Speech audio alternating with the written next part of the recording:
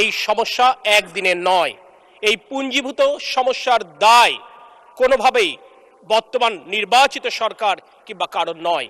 এটি বিগত ফ্যাসিস্ট সরকারের অব্যবস্থাপনার দায় আমাদের সকলকে নিতে হচ্ছে। একটি নীতি এই সরকার প্রথম থেকে গ্রহণ করেছিল, যেহেতু ফসল ওঠার মৌসুম, অর্থাৎ কোনোভাবেই আমাদের কৃষকেরা যেন ক্ষতিগ্রস্ত না হয়, অর্থাৎ ফসলের ক্ষেতে সেচের জন্য পর্যাপ্ত ডিজেল এবং বিদ্যুৎ নিরবিচ্ছিন্ন রাখবার নির্দেশনা মাননীয় প্রধানমন্ত্রী আমাদেরকে দিয়েছিলেন। আমরা সেটি নিশ্চিত করবার জন্য আমরা চেষ্টা করে যাচ্ছি। এরপরও দেখা যাচ্ছে পর্যাপ্ত জ্বালানি সরবরাহের অভাবে হয়তো বা কিছু কিছু জায়গায় লোডশেডিং হচ্ছে।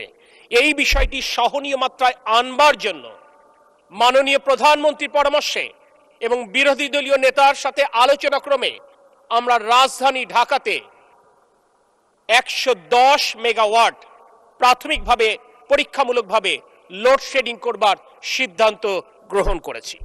আমরা মনে করি শহরের মানুষ আরামে থাকবে এবং গ্রামের মানুষ অর্থাৎ খেটে খাওয়া কৃষক কষ্টে থাকবে, এটি কোনোভাবেই কাম্য নয়। আজ যে এরকম প্রায় 2000 মেগাওয়াট লোডশেডিং আমরা দেখতে পাচ্ছি কিংবা কষ্ট স্বীকার করছি, এটি ইনশাল্লাহ আগামী 7 দিনের মধ্যে কমে যাবে। আমি দেশবাসীর কাছে আজকে এই মহান সংসদে দাঁড়িয়ে তাদের এই কষ্টের জন্য তারেক রহমানের নেতৃত্বাধীন জাতীয়তাবাদী দলের সরকারের পক্ষ থেকে আমি বিনয়ের সাথে আমি আন্তরিকভাবে দুঃখ প্রকাশ করছি। আমি শুধু আপনাদেরকে আশ্বস্ত করতে চাই, আমাদের সর্বোচ্চ প্রচেষ্টা রয়েছে জনগণের দুঃখ কষ্ট লাঘব করে নিরবিচ্ছিন্ন বিদ্যুৎ এবং জ্বালানি সরবরাহ অব্যাহত রাখা।